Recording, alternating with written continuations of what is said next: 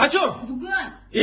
Ana bo'lmasa, qarindoshlarni chaqirmay bir yaxshi o'tiraylik. Nima ovqat qilyapsan? Sho'rva. Yig'ishtir sho'rvangni, men o'zim osh qilaman.